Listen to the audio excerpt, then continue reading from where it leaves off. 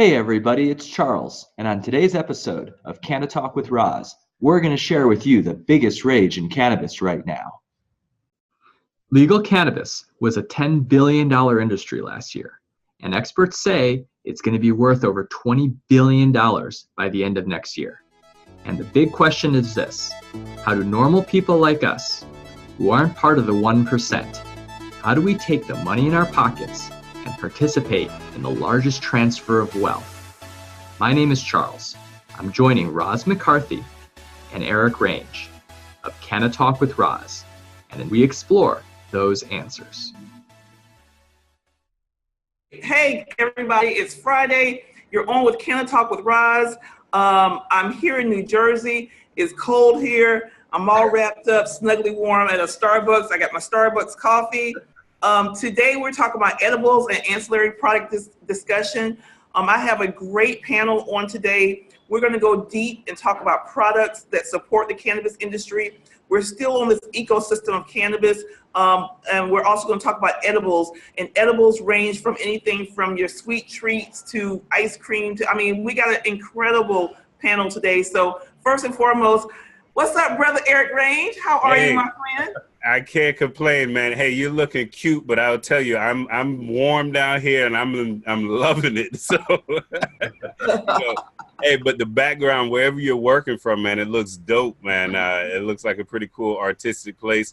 Hello to everybody out there on Facebook Live, on YouTube, LinkedIn Live. We're streaming on a few different platforms now, man. So welcome everybody to the conversation. I hope your week has been going strong. And like Roz said, man, we got a pretty special lineup for you guys today.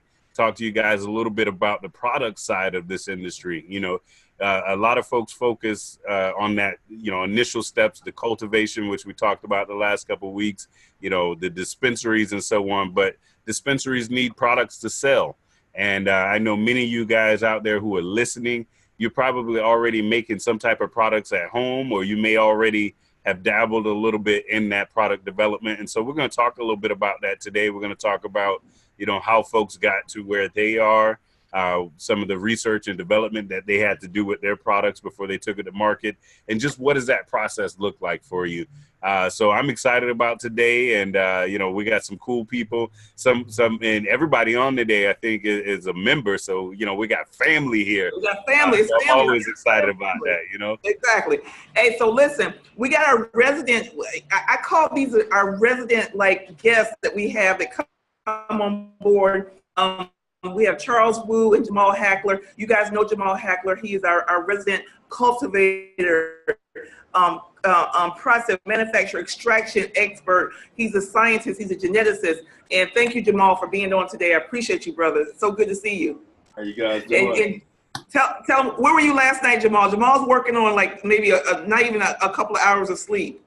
Yeah, we was doing some extractions last night. So we started on a 300-pound load. So we did a 12-hour, but we're trying to make sure we get the top shelf on the shelf.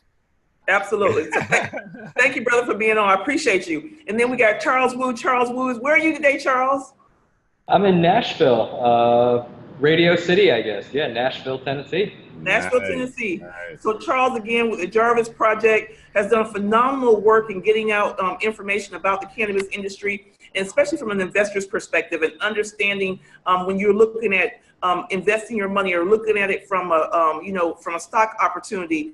He's worked a lot on the Bitcoin side. So his perspective and where he shares and some of the questions that he brings to the table are so key as we have this discussion. And in our first guest, we have Ms. Natalie Bonner. Natalie, please introduce yourself and tell us about yourself and your company and what you do. Yes. Hi, everyone. I'm Natalie Bonner, and I'm here in beautiful Gulfport, Biloxi, Mississippi, and we're getting ready to kick off Mardi Gras season down here. Oh, tons of fun, balls from New Orleans to Mobile. As Roz mentioned, I have several retail platforms that I operate on. One is My Pretty Little Cannabis Things, Implicit. We had to go with the acronym because of all the pushback in banking and getting support in that manner. So it's Implicit, and it's an online retail where we created what we consider to be like a Walmart of things that in the cannabis space. We have CBD products because I'm in a red state, but operating out of Mississippi and Georgia, and fashion accessories, smoking tools, some really cute pipes for the girls and for the guys. And then a month ago, we decided to bring our own brand to market, and we're Blue Lotus Creations. And that's where people who would go to our website, they would find it not necessarily difficult to navigate, but some people just want to shop for CBD.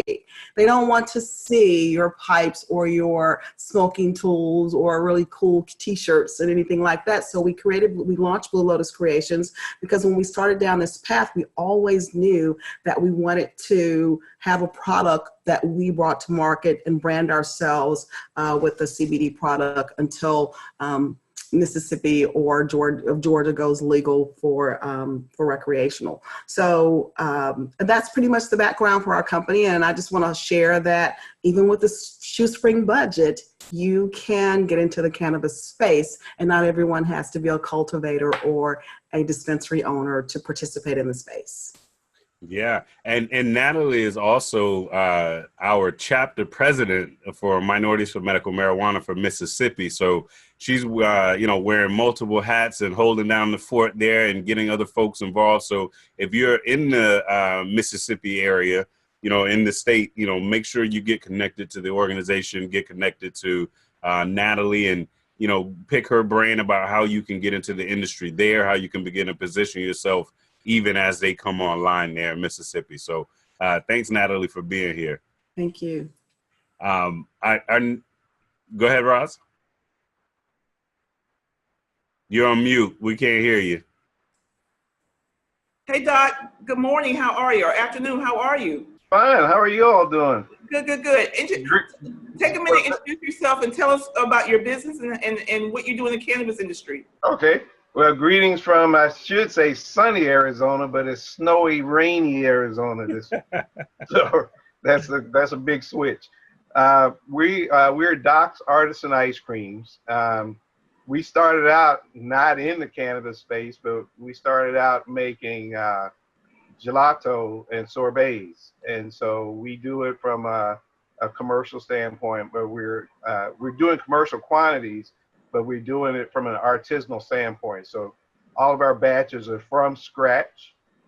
We generate a product that where we do our own pasteurization. So we were the first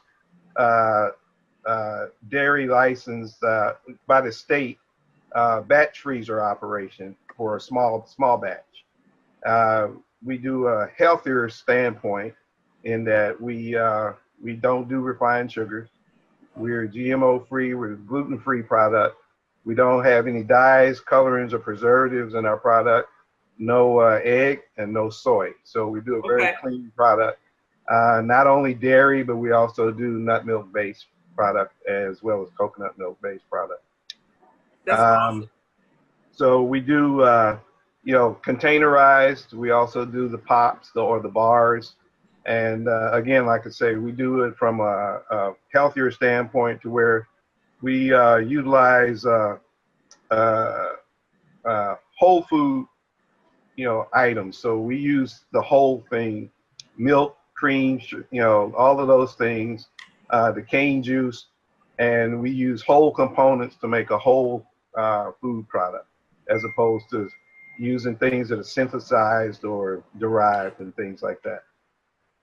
So we've been operating now about 6 years, operational, but it's been a 12-year trek, learning the art, learning the craft, and understanding pasteurization and things like that.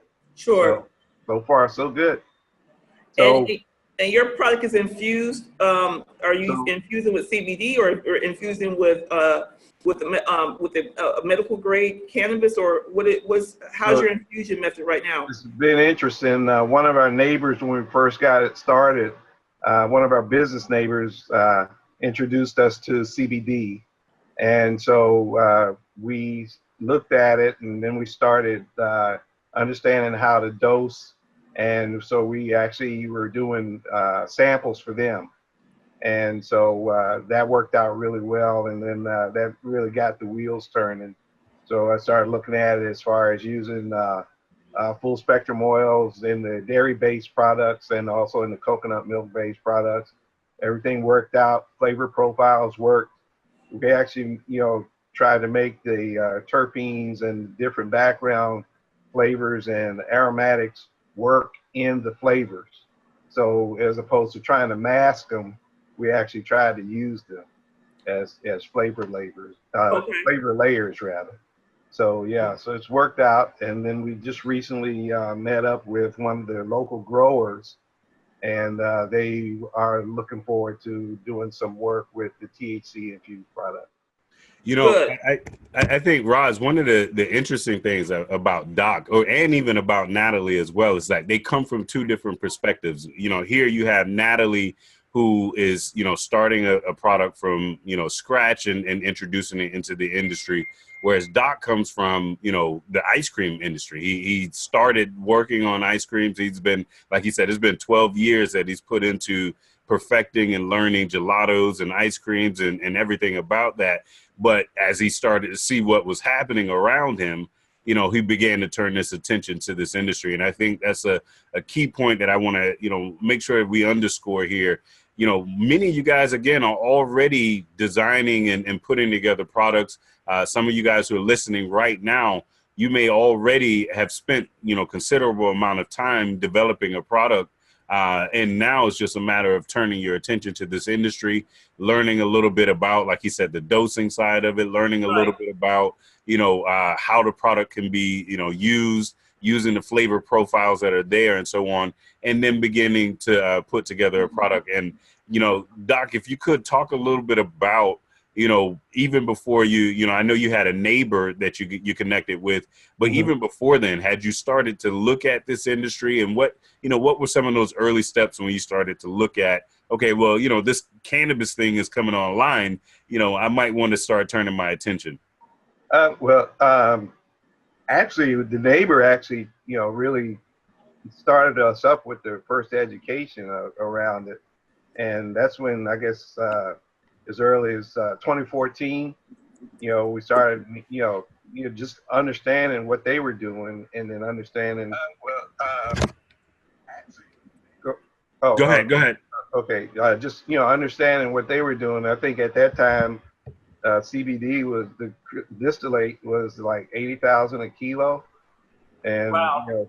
I couldn't believe it, but they they worked with us, and then they encouraged us to just stay in touch, and then we just kind of watched them develop, and then and then some of the first conferences were starting to come to the valley, and then I started talking to more people and understanding that we could even add more value to what we already make. And so we just started moving forward and just making contacts and reaching out. Actually, that's one of the ways I made contact with you all.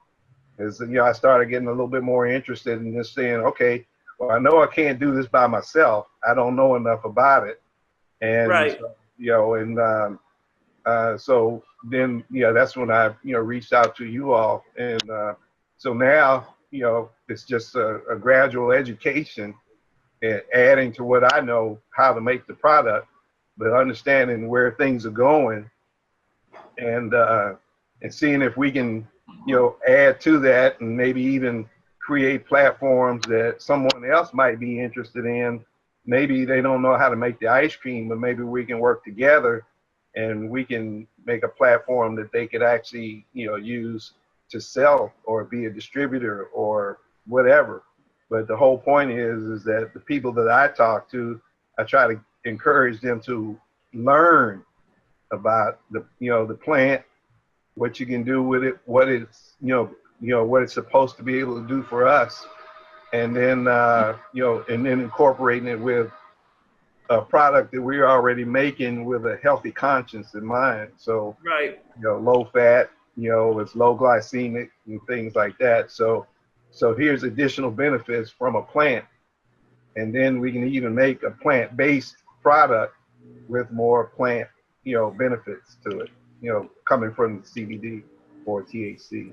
So Jamal, as we're transitioning from Doc and understanding how his passion for what he was doing then turned into infusing and looking at how you infuse cannabis into it, tell us from your perspective of someone who's an extractor, who's working with these cultivators, how difficult is it for someone who's starting from scratch or who has a passion for something along the edible line or wants to create a product that's infused? How difficult, or what's that process look like for them to get involved, find a cultivator or find a processor that will work with them? What are some of the things they should be thinking about? Well, sometimes, sourcing the right synergy, is the first part of it, because, finding someone that's receptive to your message is always the first part. Someone who's has a sympathetic ear that's really eager to try to co-brand, co-package, or co-distribute something that has, the same alignment, but something that's not going to knock them off of their course, So really, at the end of the day, there's a lot of people who come into the industry, and there's some beginning growers, cultivators who have a great product, but they don't have anyone that can see it.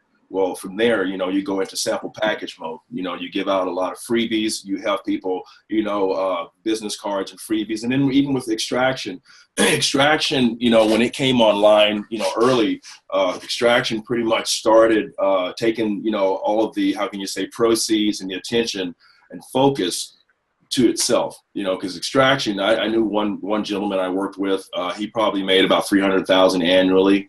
The minute he, added the attribute of extractions to his pro forma, the man made an extra $500,000 in a quarter, in a few months. And so it's very prolific. But when you're dealing with extractions has to be very hygienic. If you're going to get a food grade based distillate that's going to go into your product, those products in itself has to be done with a certain type of SOP or, way that they're going to systematically have it. So it comes out perfect every time. So people like Doc can get the product and say, hey man, this distillate's really good. It's odorless, it's tasteless.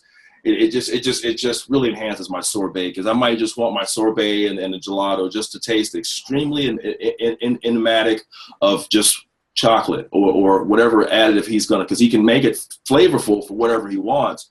But then there's sometimes he might say, hey, there's different types of things that he'll do that'll make the ice cream more attractive to some, but then more attractive to others. Then that means he's got diversity in his product demand. Right.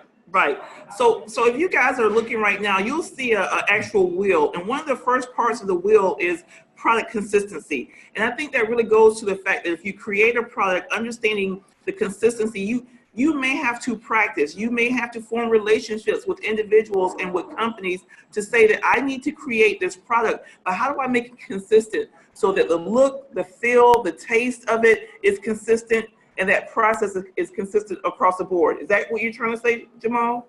Yes, and it's pretty typical, because when I've been in this industry, I started a long time ago and many moons ago, but people have the ambiance of saying, hey, this thing comes off my palate the same way every time. I really appreciate about you. I can really roll with you. And then that gets you allocated funds, all the time coming in, because people looks at that as being a staple, in their own lives, consistent. So, it's just like dairy ice cream.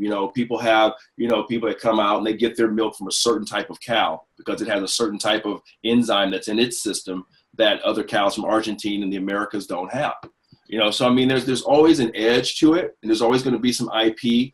But when you find someone who's very solid in the game, like Doc, who's been involved in his own commerce in his own field, and he comes in and diversifies in cannabis, then he can explain these four, these four proteges in the wheel. And then protege meaning, they work with another to have a mutual binding. So really at the end of the day, Roz, improving your label and branding has a lot to do with your association, and your packaging process, how you get with a co-packager. It might be a little more lenient if you go in with someone who's already distributing like Doc, but then the consistency starts with your process, like he was saying, your pasteurizing, how long you may allow it to go. Right. The fermentation process. Because making ice cream is an art form that's, it's been going on for a long time, and the wheel just keeps turning. Innovation keeps allowing, new leaps and bounds with ice cream. And I foresee a day to where, you've got chemotherapy patients that says, hey, I want some of Doc's ice cream. I don't want anything but Doc's. Mhm. You know, Right. and that's where it rolls out, and where, you know, you got people like me saying, hey, you know, Doc's stuff really works, you know, because he's using full spectrum, and it won't hurt when you can't eat if you've gone through radiation or gone through chemo. So, you know, Doc, you know, Yeah. Right. You know, and one of the things I would piggyback on that, you know, for people who are thinking of, you know, about this part of the industry, it's very, very important to understand who your end user customer is going to be. If you don't know who that is, then you can't create the product that they're going to want. I mean, Doc talked about some of the things that his products have, you know, low glycemic, it was a couple of things he named off, you know, with his product. That's important to note, because his customer base isn't going to be somebody else. You know, he talked about how he utilized the flavors of the plant to enhance what he was already making. Some people don't like the taste of it. And so, you know, like Jamal said, you may want to have a product that, you know, doesn't have the taste, that doesn't have, you know, some of the other flavor profiles that may, you know, I guess really tell you that, you know, you have cannabis in that product. So again, depending on who you're targeting is really going to, you know, determine what type of steps you may take. And, you know, for somebody like Doc, he may have multiple products. You know, he may have his products in a state where, you know, the folks love the taste of the flower, and they want that. They want to taste that when they're tasting the gelato or the ice cream. Whereas in other states, you know, if you're dealing with someone who has a very sensitive palate, they may not want those flavors there, and they may want that really masked in order for them to, you know, get the full benefit of the product. So again, take some time, and, you know, I tell people a good exercise is when you're sitting down to try to figure out who your customer is, create it like it was an avatar or profile, as if you were starting a Facebook account for them. You know, what do they, you know, eat? Where do they shop? You know, what types of things are they interested in? Where do they spend their money? And that'll help you understand your client base, you know, really, really well. And Natalie, I'm certain, you know, with you, with an online platform, you guys have to spend a lot of time in understanding, you know, who your actual, you know, target audience is before you just put a product out there, right? And that's so true, because one of the things I wanted to piggyback on that Jamal said, as well as Doc, is that where they are the producers and they're creating these products, if you're someone in the middle like myself, where they're going to serve as your source, you want to make sure that you have a really good relationship with them, and also that what they're developing for you reflects your intent versus theirs. Even though they are the creators and they have a vision of how their products will be used and they think they know what's best, you have to interject your thoughts in it and what you're looking for and your identified customer to make sure that they can shape and mold a product that's going to represent you as that middle person. So no, you know, for example, me with Blue Lotus Creations, I could have gone with someone, you know, an extractor or some of the big white label product producers, but I wanted to work with the person who's actually farming the hemp that's developing my product so that I can kind of share with them what taste, what terpenes, what taste I'm looking for, what consistency of the topicals that they're developing for me, what fragrance that I want. So even though you may not be the person who's developing it like Jamal or like Doc, for example, if I was brick and mortar, I'd want to carry Doc's ice cream, but I also would want to carry his brand that also incorporates my vision of what I want to sell to my customer, if that makes sense. Absolutely. I'm gonna pull up for you guys. There is a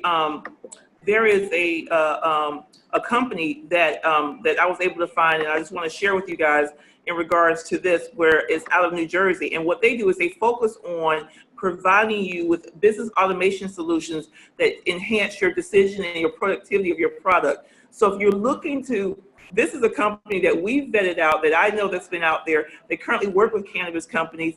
And if you're looking at having an edible brand or edible line, and you're trying to figure out where do I get started and what is those solutions that I have to have from production all the way to delivery, here's one that you can point to, Extreme Technologies Group. They're based in New Jersey, and that's just another option for you guys as you go along through your process. When you guys are thinking about edibles, we have, I think when you go back to what you said, Eric, is in regards to knowing your patient or knowing who your customer is. Jamal, Eric, or Doc, or even Natalie, talk about what are some of the edible products that are out there. The ones I know are the gummies, but what have you guys seen out there? Ice cream is very unique, but what's out there that people are trying to get into, or that they see an interest in, or that we see patients are asking for? And if you could share and talk. Well, if I can say really quick, you know, we had a show a while back where we had a edible chef on, Chef Lauren, and you know, one of the things I loved about Chef Lauren, and again, my background, my mother is a diabetic. She was diagnosed when I was 10 years old, and the way she cooked and everything changed. So, you know, I never took to sweets like a lot of other people, you know, and so I really like edibles that are focused on, you know, that are not sweets, that are not, you know, all of these other things, gummies, candies, and so on. I think those things have their place, but you know, I also think it's important, again, if you're talking about working with patients, you know, if you're working with a diabetic patient, you have to be very sensitive and cognizant of the fact that they can't have products with a lot of sugar in it. So, right. Some products out there that are certainly along the lines of vegan, that are plant-based, that are, you know, low glycemic, you know, some of the things that Doc, you know, mentioned as well. So we're looking at ice cream. We got the I've seen the sorbet.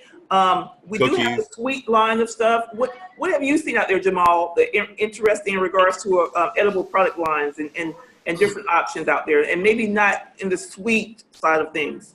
I've worked with a few people, like you were stating at one point, we talked about chocolatiers, but they're totally sweet.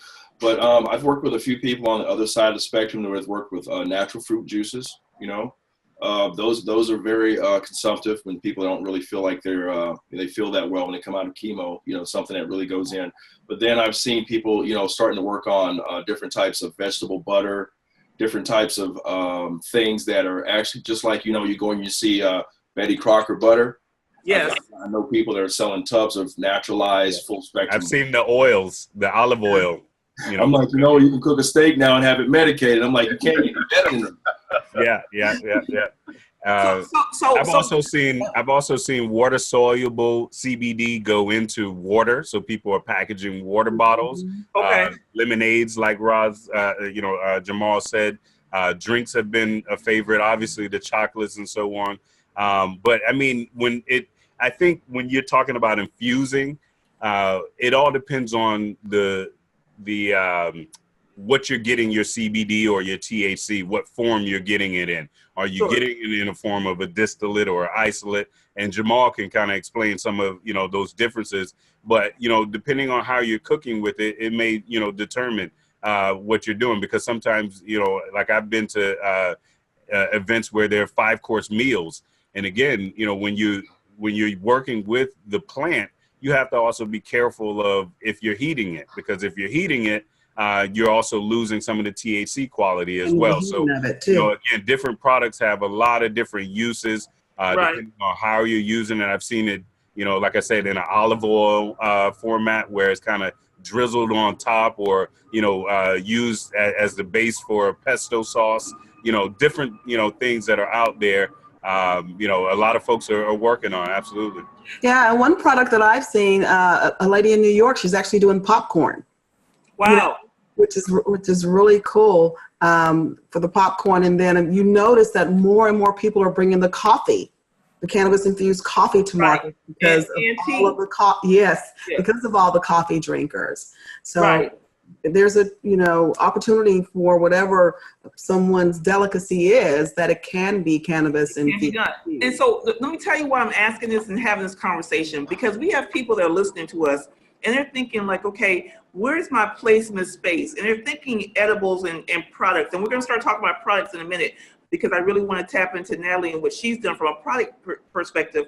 But they're trying to figure out, and they don't realize that the delivery system of utilizing this plant and having a different delivery system besides regular normal smoking consumption and even tinctures that the different food products or those type of opportunities, one, you have to think about the the hygiene of your product, which Jamal talked about, because you want to make sure that you are always, whatever you're intaking, eventually at some point in time, when federal prohibition is lifted, the FDA will probably have some type of guidelines, if I'm not mistaken, on what that looks like in regards from a consumption or from a manufacturer who's producing edibles. Correct, Doc?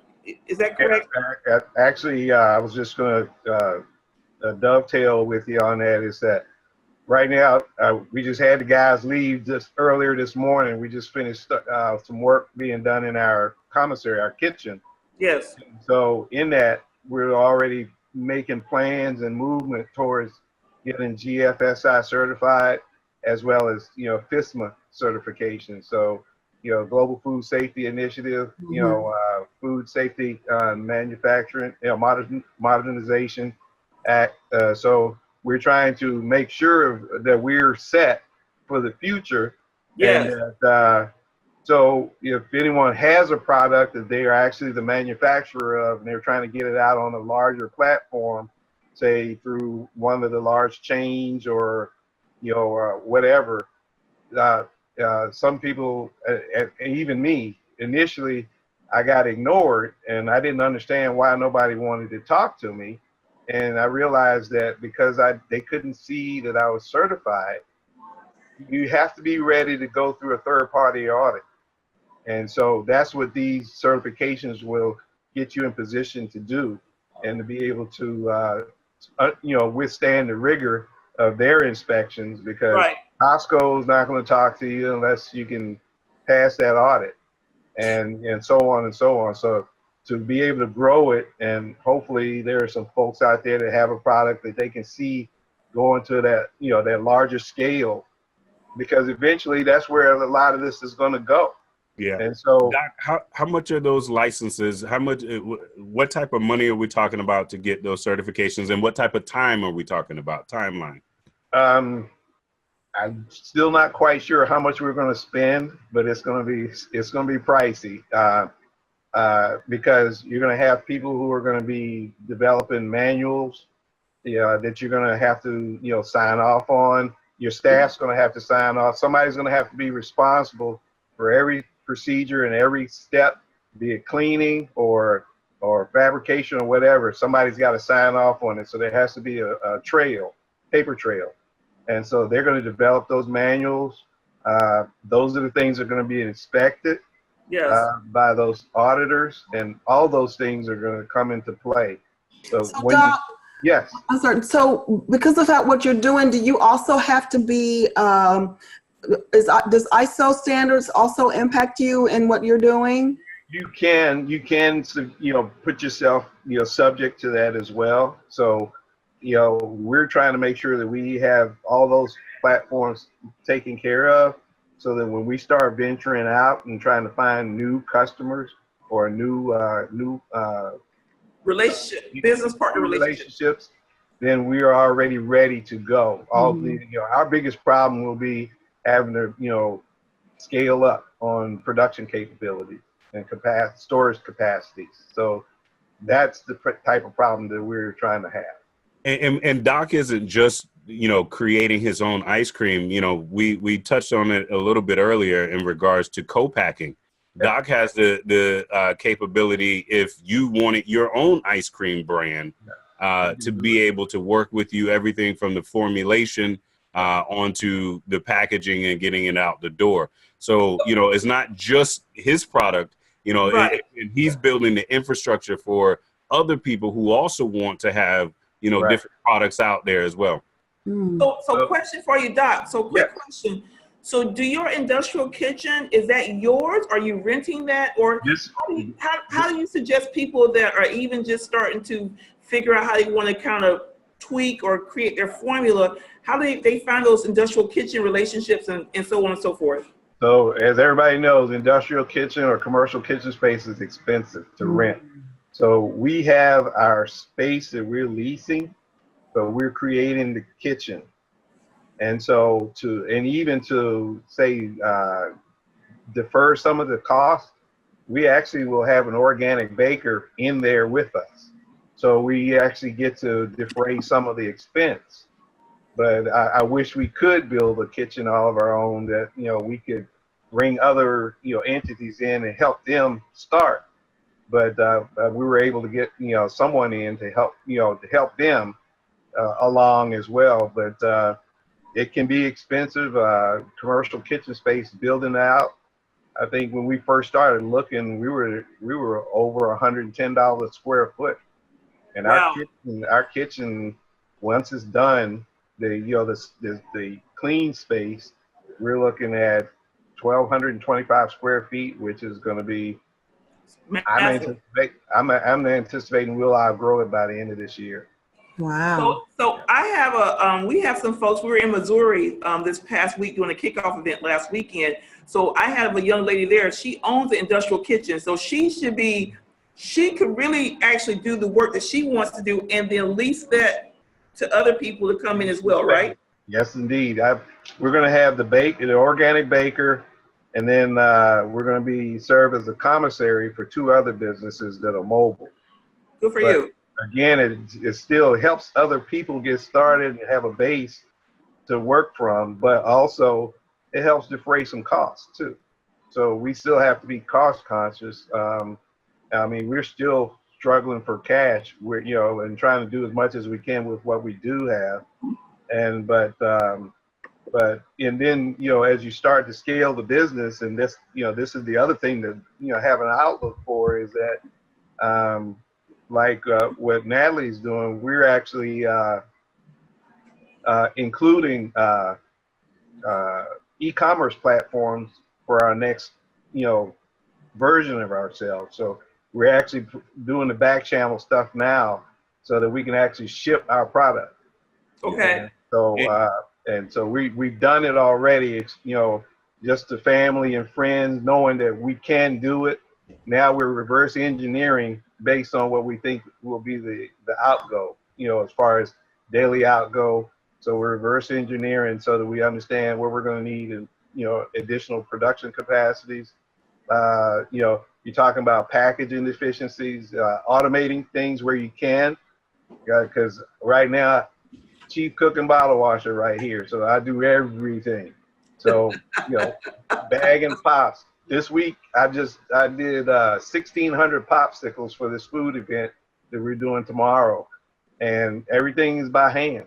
And so, packaging, labeling the bags, all that stuff. So, yes, by doing it that way, it also helps you to understand where you need to ask when you're starting to see people who are interested in helping, and they say, well, what equipment do you need? Well, if I don't know, then I don't know my processes. So now that I've done it from, soup to nuts, I can immediately point and say, you know what, I need a flow wrapper, so that I'm not spending, or I need a doser so that I can fill the popsicle molds in 2 seconds rather than 5 minutes per mold, so when you look at it through the course of the whole day, oh my God, it's astronomical what you can accomplish with just a little bit of automation in the right places.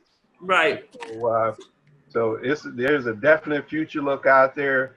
The more familiar you get with with your processes, your product, yes, sources, then you start, then now I'm smartening up about things. So it's, and then even with, Jamal, when I'm looking for isolate, I'm looking for oils, I need to understand what the pricing structure should be. So when I'm asking, I'm making sure that I'm paying the right pricing for it so that I can keep my food costs proper so that we got the right margins as we go forward. So absolutely. Hey, Jamal, how likely or how open are some of the processors are in regards to providing or helping support maybe a edible entrepreneur with packaging? And because isn't it like an economy of scales? If you have someone that's already doing packaging, that you can actually maybe piggyback on what they're doing from, or see where there's a fit, and maybe they may support with the packaging and you do a revenue share with the product or what have you?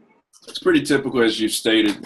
Usually in the business, there's co-packagers out there and people that do co-branding, and they do all that in-house to where they're responsive, not only for themselves, but then for your brand, and they do some profit sharing to where you may give them, let's say, 15% equity or 12% equity or something like that in your company.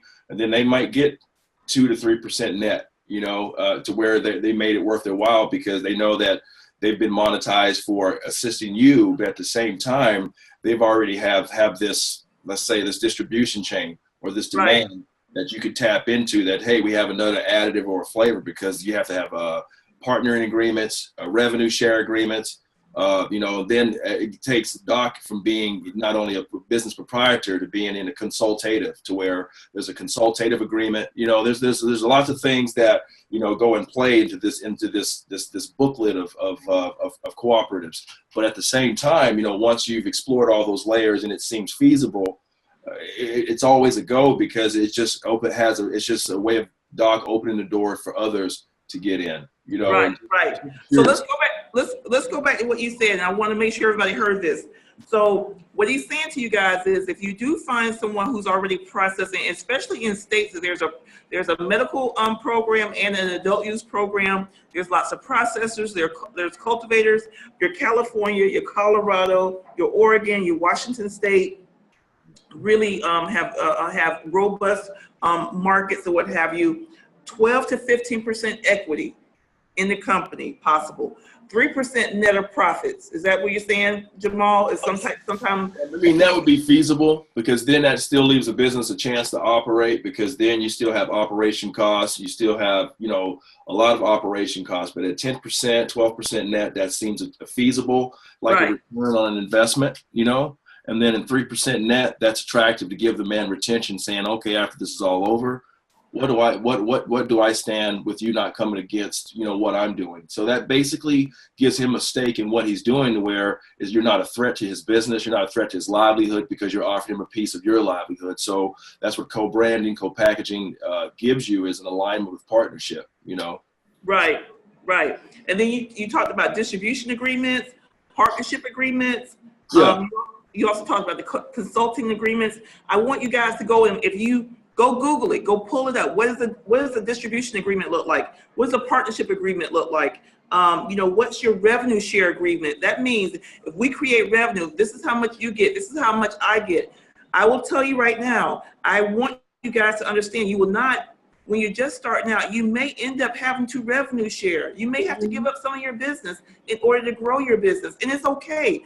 Take 100, I'd rather take a percentage of something versus 100% of nothing. And so, right? Yeah. Right. Absolutely. So, And even joint venturing is, and that's kind of like the partnership agreement that, you may have something and they have a little bit of something, and you guys can create a joint venture to create, to bring this thing to market. So, yes.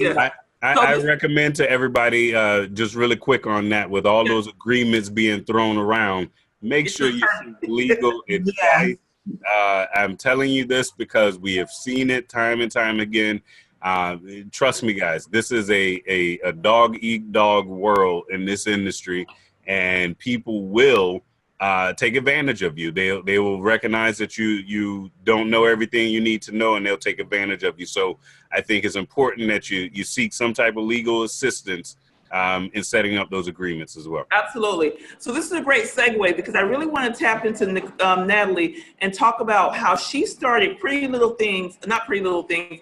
It's talk to me about your brand. And this was a lifestyle brand for the cannabis industry. So those folks, we talked about edibles, but there's a whole line of products and lifestyle brands and T-shirts and things of that nature that you can get into the industry. So shampoo, lotion. Yes, give us a snapshot of where you started and where you are right now, because I think the evolution is so critical and so smart. So go from there. Yeah, that's so true, because of course, when you first want to come into the business, you want to be Jamal. You want to be Doc. And then when you go to the conferences and you start hearing the capital that's required, a lot of people that my first conference was out at MJ BizCon in Las Vegas, and everyone, it was the brown people in the room, we were all fired up, and they all wanted to, they had their business plans, they knew what they wanted to do, and there were probably like 7 of us, 7 to 8. And there are 2 of us left who's still pushing through, because you have to be fluid. Like my favorite quote from Bruce Lee is, "Be like water, my friend." So you have to be fluid, because I wanted to be Jamal. We wanted to be a cultivator and open a dispensary. I wanted to be like Wanda James, and that was not my reality. And plus, I lived in Georgia and in Mississippi. So I had to figure out how to continue to how to participate in the space while not being able to touch the plant and not being able to deal with THC at all. So that's when, and I'm going to tell you, I started out with just seeking to resell someone else's product in MLM. I know that's a dirty word to everyone, but that's where I started. That's where I learned, about products and attending conferences. So we started out, as Roz is showing you, with My Pretty Little Cannabis Things. And I wanted to create, a brand where the whole premise is to combine all of the pretty components of cannabis, the flower, the tools you use to enjoy your flower, what you wear, what you carry, how you travel, how you party. So I wanted it to be a comprehensive representation of that person who is indulging in cannabis and living their life in a cannabis lifestyle. So that's why you'll say, well, what the heck do earrings have to do with cannabis? Well, that lady or man who's smoking cannabis, guess what? They're wearing earrings. So that's why I created what I call that's my Walmart platform. But then a lot of people, as I marketed and gained exposure, was like, Natalie, I don't want to see all that other stuff. I just want to go to your website and buy hemp. And then that's when, or buy CBD. And that's when I went to Blue Lotus Creations. But how we started is that we had to do it on a shoestring budget. So you can get in this business on a shoestring budget. You can say, okay, to buy that first kit, maybe $289, and it's okay that you're reselling someone else's product. Look at it as if they've done all the heavy work for you, and so you're representing them, but you're also earning a 25%, 30% commission for yourself. As you build your revenue coffer, then that's going to allow you to start your own business and create something that's, with your name. So as you can see, I wholesale for Kush Queens, Georgia Hemp Company, CBD Living Water, Baked Beauty, Avid Hemp. Now you're going to learn about the companies. Like me, I just wanted a wholesale agreement with somebody. I didn't care, I didn't have the knowledge to know how to properly vet them. And then as I started carrying these products, I'd learn about them, and some people I would pull their stuff because I didn't want to carry it anymore because I heard all the negative things about them. And as I used this to create that revenue stream I needed to then go on and create Blue Lotus Creations, where it's something that's going to represent us. When I say us, my partner and I in the industry, we're starting small because, once again, like Doc, we're still trying to control our money and what we spend, and we are very fortunate that what we have done and all of the inventory that we've done, we have bootstrapped it ourselves. Yeah. So, and of course, I want to launch Blue Lotus with 12 products, but my budget is saying, Natalie, pick 2 or 3 really good ones to start. And then, Natalie, let me ask you this, Natalie. Then you can do it. Let me ask you this, Natalie, and I know you mentioned, that you were just looking for a wholesaling agreement with someone, and you just wanted to be able to distribute their products. But have you guys turned to doing any type of vetting of the companies and the products that you're doing? And what does that process look like? Just to kind of take us through researching, a company. If I'm out here and I'm saying, okay, I'm going to go find a company that I can, be their distributor of. you know, or let's take Doc, for instance. Say you're sitting on a call and you're saying, you know what, I want to distribute some of Doc's ice cream. And that's what I said as Doc was talking. Yeah, I can imagine. I'm sure a lot of people were thinking the same thing. Hey, so Doc, I'm throwing you a bone. Just cut me in and cut it out. We all got business around here. So say I want to distribute Doc's ice cream, and I'm you know, I have my e-commerce platform like you, and you know, I want to think about getting his product up on my platform. You know, what would you do? What would be some of the first steps you would do to kind of look into Doc, to kind of, you know, take a look at whether or not you should carry his products? Yes. One of the great things, I mean, I'm married to an engineer. And someone like Jamal and Eric. And so that helps me because I am that person that's like, I just want to sell it, you know. But my husband is that person that if my name's going to be on it and it's going to be representing us, I need to see test results. I need to see metal results. He, for example, for Blue Lotus Creations, the farmer that we're working with, he didn't just want this guy to tell him that his products had been tested. We actually ask for copies of the test results. I mean, yes, people can doctor them, but that's where, you know, you have to trust them by, you vet them. You do your research. I mean, with Google, you can find out everything you want to find out about someone, and then you talk to other people in the industry, because normally if someone's done something crappy in the industry, someone knows and they will talk to you about that. So we always ask for our test results, and we always ask for the metal part of it is really, really important for us as well. So that's pretty much how we did it, Eric. And just for talking to you people. all, like, for example, Roz is pull up Diamond, and we just found out some really bad information about them. So we're going to be pulling all the products that we carry. So as you are the more you're in the industry, you know, you will learn, like, okay, what should we keep? What should we pull? Oh, this is what we've heard. Yes. LinkedIn is a great place. Eric, I know you love LinkedIn. Yes, and when you want to hear about the quality or if there's any issues with the brand, LinkedIn is a great place to research companies that you're looking at doing business with. Absolutely. And that report that she asked for, everybody, really quick, that report is called a COA. So if you're working with somebody who is, you know, they say they have CBD or THC or whatever, you know, product that's out there, you want to ask them for a COA. Right. And that's going to give you all the information about not just the potency of your CBD or THC, but some of the things like Natalie was talking about. You know, are there any heavy metals found in the product? You know, are there any, you know, residual pesticides and other things that are still in this product? Because again, once you start selling this, you do become liable for the customers. And if something happens, even though you aren't the manufacturer, the first person they're going to come back to is you, because they bought it from you. So it's important that you guys do that research.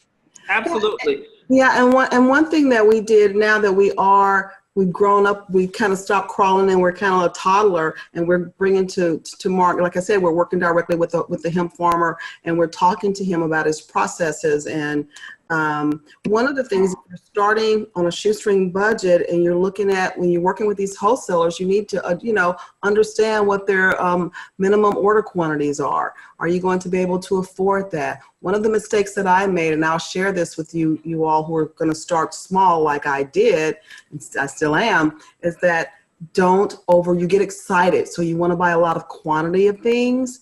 That inventory, you need to be certain that it's going to move, or it will just sit there. So you just have to learn your market, what you're selling, if they're going to be buyers for it, and start small with small quantities before you buy a pallet of something. Yeah, you know, based on edibles do have a shelf life. FYI, guys, it's just like any other food product. So you buy a bunch of inventory, you'll be sitting on inventory, and that inventory goes bad. That's money down the drain. So again, talk to somebody, you know, who knows something about supply chain and lead times and, you know, planning that process. Because again, if you've never, you know, been in the e-commerce or retail space, you need to learn some things about that process. It's not just about getting your hands on a product that you can put out there to the market.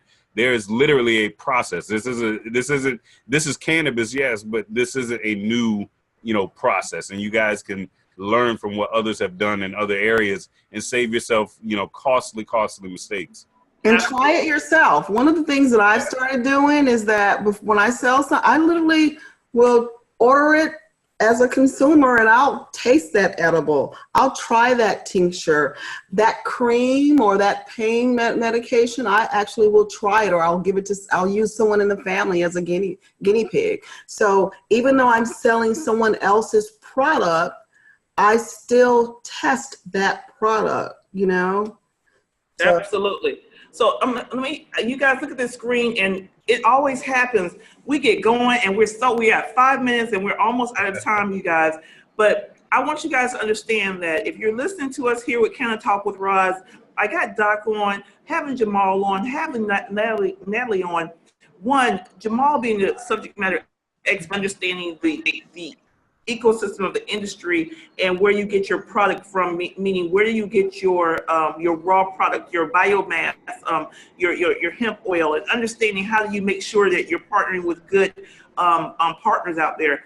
But you know what, Doc and Natalie, you just have to do it. You have to make a commitment. You have to figure out and start somewhere. You follow your passion. And some of the ancillary products where you don't have to have a industrial test kitchen, lifestyle brand. If you're an artist, create a t-shirt that is a cannabis inspired t-shirt. yes. If you you got packaging, you have vape cartridges. You literally, if you looked on Natalie's site, she had water. You have consumption products. You have water, infused CBD water. You have the ice creams. Here's some packaging. Here's a grinder. Basically, you get this grinder wholesale, you imprint it with your own brand. Now you get your own particular, it's that simple sometimes and that easy. Yeah. And we have to look at those other products. And one of the biggest things I keep saying, and I'm going to be so pissed off if from our communities, I don't see CBD infused shampoos and lotions and hair care products. I am going to be so upset. I'm talking to my Black women out there. I'm sorry. I'm going to be very direct. I'm talking to you guys. We cannot miss the boat, because guess what? These other companies are going to make their products, and they're going to market them to us. We need to make sure that those products come from our community. So if you're out there and you're already creating your lotions and your shea butters and all of that, we need to talk about how we can get you some CBD isolate and some other things that you can begin to infuse your products with. What you said, Roz, what he said is so important, because one of the things that we started looking at is working with companies of color, because of course Avid Hemp and some of the other companies that I wholesale for, they're not people of color. So we have actually found people of color that allow you to enter into wholesale relationships and carry their product, because that's part of my social responsibility, is to support those Black businesses. So I am discontinuing relationships that I started to start working with those Black businesses that will allow me to wholesale their product. So what he said is really, really important. So with that being said, I know you guys will be open. If you guys want to contact Natalie, if you want to contact Doc Brown, if you want to contact Jamal, myself, or Eric, here's our information. You know what? It's important. And I'll do you one better. I'll challenge anyone that will take on Eric's challenge. You can come on Canna Talk with Roz, and we will push your product and what you do and push it out here to the masses and get people to know about your brand, because this is what we're all about. We have to stay connected. We have to support one another. Before we get ready to sign off, Doc, tell them how they can find you. Natalie, tell them how they can find you. And of course, call us and we'll get you in contact with Jamal. And Jamal, of course, you can tell them as well. But Doc, start off. Tell people how they can find you. Doc's Artisan Ice Creams, Doc at artisanicecreams.com. And you can always get me on cell, 602-909-8246. And then one other thing I was going to say, for those who are making edibles, also try to include, when you're designing your flavors, make sure you keep the global spectrum in mind, because you can have a whole nother global demographic if you flavor things and sweeten things the right way. Absolutely, absolutely. Natalie, tell them how they can get in contact with you, hon. My email address is Natalie, Natalie, B as in boy, at plct.com. Send me an email and you can call me. My number is 770-714-9408. And I'm here to answer any questions that you may have. And I can go into a little more detail about how to get into this business with no money. Well, not no money, but less than $1,000. Right. Jamal, tell them how to get in contact with you, brother. Hey, you can go to Instagram and look up the co-founding website, AAA Genetics, or you can Google me on the internet, Jamal Hackler, and there's all sorts of internet correspondence to get a hold of me. But of course, you can reach me at Minorities for Medical Marijuana first, because that's our catalyst. That's our thing for change. So that's my home. I appreciate you, brother. Eric, take us home, brother. Man, hey, listen, I don't know if you guys can hear the music, but my neighbors are already turning up. It's Friday. We had a long week. You know what I mean?